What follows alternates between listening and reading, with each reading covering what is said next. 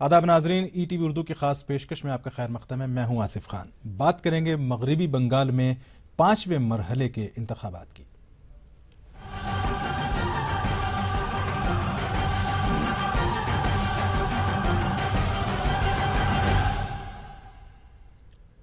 मगरबी बंगाल के 5वें मरहले की राय दही के लिए इंतखाबी तशहीर थम गई है और अब 30 अप्रैल को मगरबी बंगाल के 349 उम्मीदवारों की किस्मत EVM में कैद हो जाएगी। हम बात करेंगे मगरबी बंगाल के 5वें मरहले की राय दही की।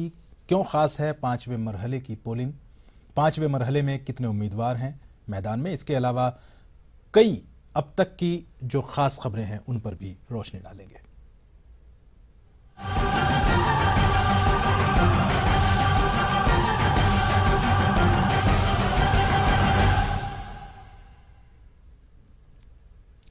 मगरबी बंगाल में 30 अप्रैल को 5वें मरहले के लिए वोट डाले जाएंगे। इस मरहले के दौरान सिंगूर में भी वोटिंग होगी। वाज़ेह रहे कि टाटा कार प्रोजेक्ट को लेकर यह इलाका काफ़ी सुर्खियों में रहा है। 5वें मरहले में माफ़ कीजिएगा 5वें मरहले में बुरहानीपुर हल्का इंतखाबात में इंतखाब काफ़ी अहम होगा, इसलिए कि यहाँ से ममता बनर्जी इंतखाब लड़ रही हैं और कांग्रेस ने प्रिय रंजन दास मुंशी की अहलिया को यहां से अपना उम्मीदवार बनाया है, जबकि बीजेपी ने सुभाष चंद्र बोस के पड़पोते चंद्रा बोस को ममता बनर्जी के खिलाफ मैदान में उतारा है।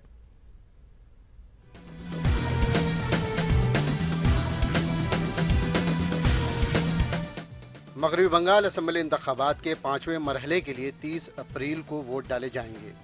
ये मरहला दूसरे मरहलों से इसलिए ज्यादा अहमियत का हामिल है क्योंकि वज़ीर आला ममता बनर्जी की किस्मत का फैसला इस मरहले में तय होगा। 5वें मरहले के तहत भवानीपुर में भी वोट डाले जाएंगे। ममता बनर्जी का मुकाबला साबिक मरकजी वजीर दीपा दास मुंशी से है, जो कांग्रेस पार्टी की उम्मीदवार हैं, जबकि ममता बनर्जी को कड़ा मुकाबला देने के लिए बीजेपी ने सुभाष चंद्र बोस के पड़पोते चंद्रा बोस को मैदान में उतारा है। इसके अलावा BSP, CUCIC और 6 आज़ाद उम्मीदवार भी भवानीपुर से इंतखाब लड़ रहे हैं। यहाँ एक बात काबिल जिक्र है कि TMC के वजूद में आने के बाद से ये इलाका तृणमूल कांग्रेस का मजबूत गढ़ माना जाता रहा है, लेकिन बीजेपी ने सुभाष चंद्र बोस के पड़पोते को मैदान में उतारकर ममता बनर्जी को सख्त मुकाबला देने की कोशिश की है।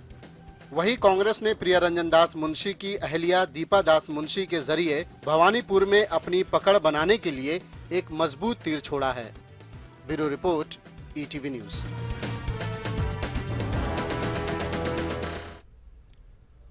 तो इसी मरहले में भवानीपुर से इलेक्शन लड़ रही हैं ममता बनर्जी। उनकी किस्मत भी इलेक्ट्रॉनिक वोटिंग मशीन में 30 तारीख को कैद हो जाएगी। आइए ग्राफिक्स देख लेते हैं कि कौन कौन उम्मीदवार किस किस सीट से लड़ रहे हैं।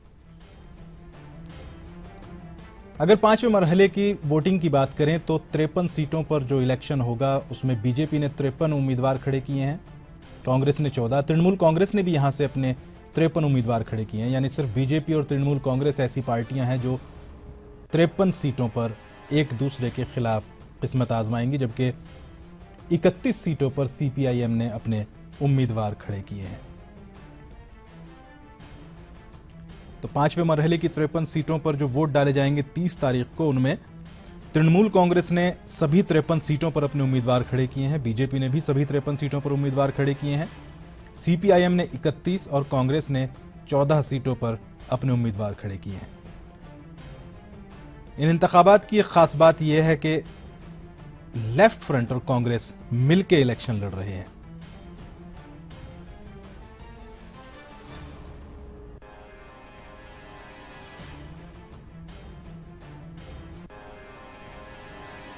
और ये वो लिस्ट है जिसमें उन उम्मीदवारों का जिक्र है जिनके खिलाफ मुजरिमाना मुकदमात दर्ज किए गए हैं। तृणमूल कांग्रेस के ऐसे 17 उम्मीदवार हैं जिनके खिलाफ मुकदमात दर्ज हैं, जिनको दागी कहा जा सकता है, जबकि बीजेपी के 10 उम्मीदवार हैं, CPIM के 14 और कांग्रेस के 7 ऐसे उम्मीदवार हैं जिनके ऊपर दाग है, जिनके ऊपर मुकदमे हैं। वहीं आज़ाद और दीगर उम्मीदवारों की तादाद भी 19 है। तो 349 उम्मीदवारों में से 67 उम्मीदवार ऐसे हैं जिन पर किसी ना किसी तरह का कोई ऐसा मुकदमा दर्ज है जिसमें उन्होंने कानून तोड़ा है।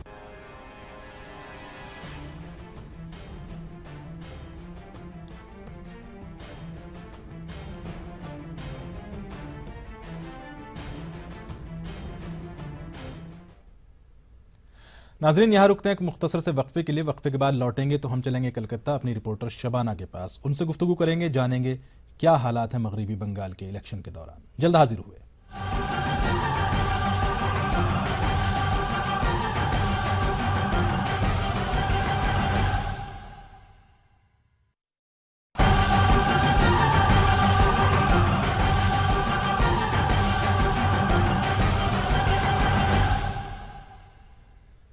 नाजरीन, वक्फे के बाद आपका खैर मकदम है। मैं हूं आसिफ खान। आप देख रहे हैं हमारी खास पेशकश जिसमें मगरबी बंगाल में होने वाले इलेक्शन पर गुफ्तगू कर रहे हैं। आइए पहले उन उम्मीदवारों की लिस्ट पर नजर डाल लेते हैं जो करोड़पति हैं। कुल 43 उम्मीदवार 43 कैंडिडेट्स ऐसे हैं 5वें मरहले में जिन्होंने अपनी इमलाक या अपनी जायदाद या अपनी प्रॉपर्टी 1 करोड़ रुपए या उससे ज्यादा बताई है। इन उम्मीदवारों में तृणमूल कांग्रेस के 23 उम्मीदवार हैं, बीजेपी के 9 उम्मीदवार हैं, सीपीआईएम के 6, कांग्रेस के 3, जबकि 2 आजाद उम्मीदवार हैं। तो 349 कुल उम्मीदवारों में से 43 उम्मीदवार ऐसे हैं जो करोड़पति हैं, जिन्होंने ऐलान किया है एफिडेविट के जरिए कि उनकी जायदाद जो है या उनके बैंक बैलेंस या उनकी प्रॉपर्टी 1 करोड़ रुपए से ज्यादा है।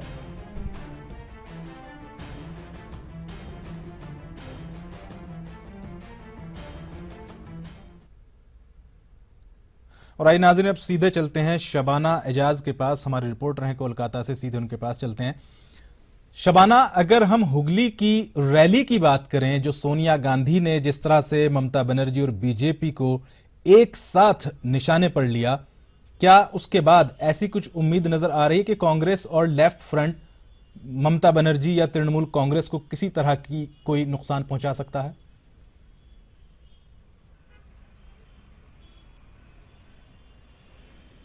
देखिए, 2011 में जो इलेक्शन हुआ था और अब 2016 का इलेक्शन, बिल्कुल वही लोग जो है वो इंतजार में है कि 2011 का जिस तरह से तारकी चुनाव था, तब्दीली की लहर चल रही थी और तृणमूल कांग्रेस के साथ कांग्रेस ने इत्तेहाद किया था और यकीनन उस इत्तेहाद में कांग्रेस को बेहतर कामयाबी मिली थी।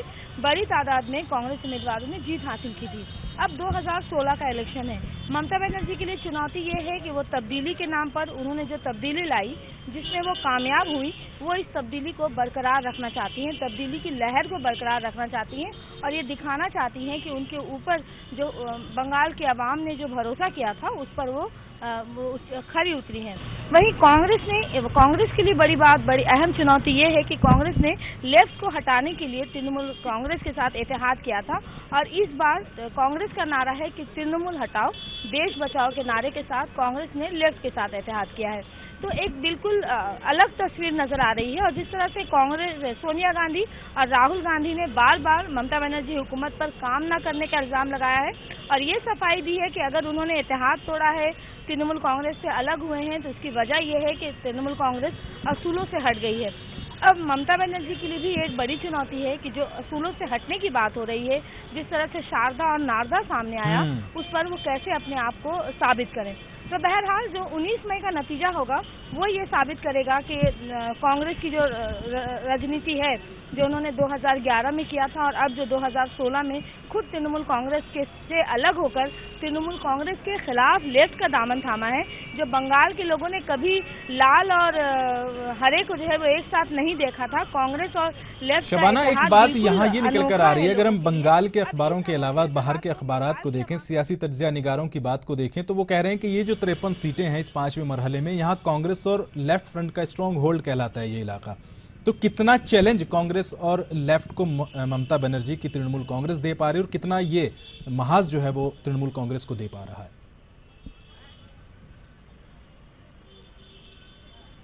बिल्कुल, आपने बिल्कुल सही कहा। ये जो 5वें मरहले का इलेक्शन है, यहाँ कांग्रेस मजबूत रही है और यही वजह से आपने देखा अभी थोड़ी देर पहले इसी इलाके में जहाँ हम खड़े हैं वहाँ से ममता बनर्जी ने रैली निकाली। हालांकि कुछ दिनों पहले ममता बनर्जी ने कहा था कि उन्हें अपने हल्के भवानीपुर से रैली निकालने की ज़रूरत नहीं है, उन्हें लोगों के पास जाने की ज़रूरत नहीं है। और कहीं ना कहीं ये बात सही भी है कि ममता बनर्जी के नाम पर पूरे बंगाल के जो लोग थे वो सिर्फ ममता बनर्जी के नाम पर तृणमूल कांग्रेस पर भरोसा किया था। लेकिन जिस तरह से कांग्रेस का मजबूत गढ़ रहा है ये इलाका, और अब कांग्रेस और लेफ्ट ने जो इत्तेहाद के साथ वो एक ही उम्मीदवार के साथ नजर आ रहे हैं, तो ऐसे में ममता बनर्जी के लिए ये बड़ी चुनौती है कि वो अकेले अपने दम पर तृणमूल कांग्रेस की नैया को कैसे पार लगाए। और ये अगर ये पार लगाने में कामयाब होती है तो 2011 की जो तारीख साफ कामयाबी ममता बनर्जी ने अपने हिस्से में लिखवाई थी, शायद वो अगर 19 मई का नतीजा उनके हक में आता है तो ऐसी ही कामयाबी वो अपने नाम लिखवाने में कामयाब होंगी। लेकिन एक बड़ा मरहला है, एक बड़ा इम्तहान है। बिल्कुल बड़ा इम्तहान है। 19 मई को मालूम होगा। अभी 5वें मरहले के बाद 2 मरहले और हैं जिनमें इलेक्शन होगा मगरबी बंगाल में। आपके साथ उज़्मा आलम हैं, इस वक्त मुस्लिम पर्सनल लॉ बोर्ड की मेंबर हैं शबाना। उनसे मालूम कीजिए कि 349 उम्मीदवारों में से सिर्फ 43 उम्मीदवार महिलाएं हैं, औरतें हैं, यानी ख्वातीन हैं। तो ऐसे में सिर्फ 12% औरतें इलेक्शन लड़ रही हैं, जबकि पूरे हिंदुस्तान में मुहिम चल रही है औरतों को आगे लाने की। तो उस पर उनका बजाते खुद क्या सोचना है?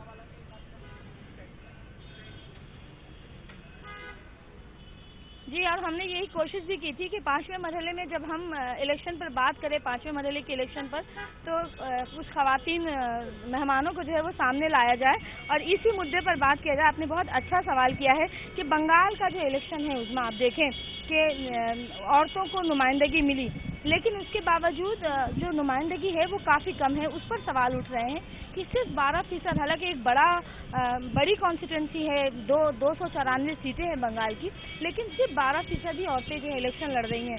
जबकि पूरे मुल्क में ये मुहिम चलाई जा रही है कि खवातीन को आगे लाया जाए, सियासत के मैदान में आगे लाया जाए, और हमारी रियासत की वजीर आला खुद एक खातून है। तो ऐसे में इसको किस तरह से देखते हैं?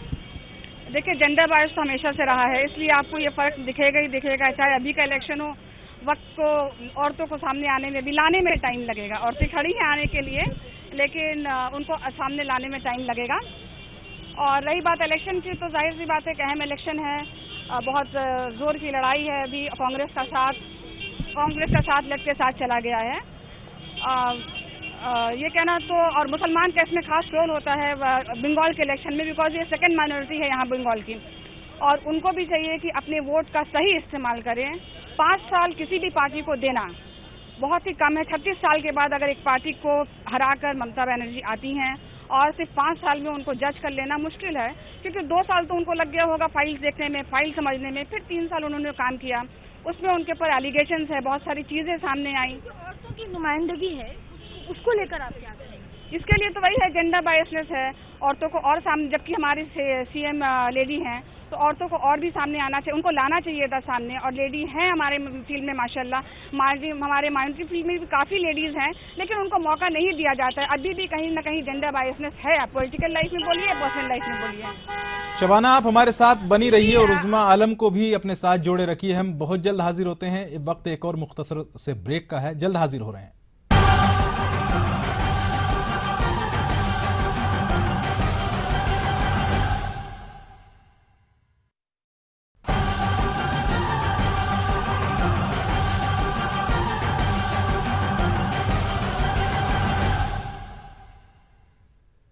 नाज़रीन, वक्फे के बाद आपका एक बार फिर से खैर मक़दम है। आप देख रहे हैं हमारी ख़ास पेशकश, मैं हूं आसिफ खान। इस पेशकश में हम बात कर रहे हैं मगरबी बंगाल में 5वें मरहले के इंतखाबात की। आइए सीधे चलते हैं शबाना के पास, जिनके साथ हैं उज़्मा आलम, मुस्लिम पर्सनल लॉ बोर्ड की मेंबर हैं। शबाना, जिस तरह का मुकाबला हम भवानीपुर में देख रहे हैं, आपको क्या लगता है कि जितने वोट पिछली मरतबा ममता बनर्जी को मिले थे, क्या अब की बार उन वोटों में कुछ सेंध लगेगी, कम होगा उनका जीत का फासला?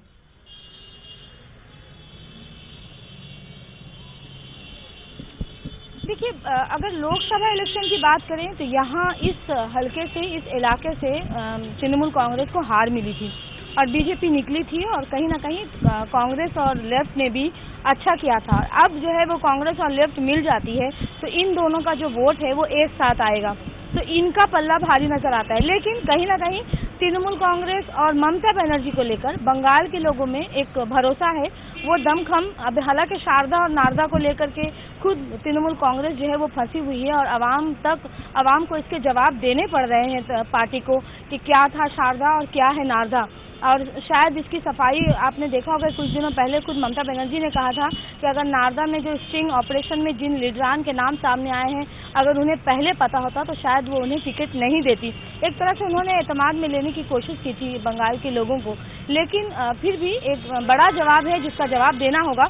लेकिन 2014 के लोकसभा इलेक्शन के बाद अब 2016 के असेंबली इलेक्शन में ये इलाका तृणमूल कांग्रेस के लिए कितना मजबूत रहेगा, और खुद जो नाराजगी हुई थी जो खासकर सिंडिकेट को लेकर, क्योंकि भवानीपुर के जो वोटर हैं वो काफ़ी जागरूक हैं और वो मुद्दे पर बात करते हैं, तो उन्हें जो है वो ज़्यादा सियासी तौर पर जो है वो ज़्यादा बेवकूफ़ नहीं बनाया जा सकता भवानीपुर के वोटरों को खासकर। लेकिन ममता बनर्जी यहाँ से उम्मीदवार हैं और हर वोटर की ये ख्वाहिश होती है कि उनका जो वोट है वो जो जीत कर जाए वो सीएम बनेगा। बहुत बहुत शुक्रिया शबाना। चलिए, वक्त की हमारे पास कमी है, हम आपसे मजीद गुफ्तगू नहीं कर पा रहे हैं, लेकिन आपसे जो जानकारी मिली हम उस जानकारी का इंतजार करेंगे। 19 मई तक के नतीजे क्या रुख लेते हैं। वाकई इसमें कोई शक नहीं कि ममता बनर्जी के सामने इस बार एक चैलेंज है। प्रियरंजन दास मुंशी की बीवी दीपा दास मुंशी हैं और नेताजी सुभाष चंद्र बोस के पड़पोते चंद्रा बोस हैं।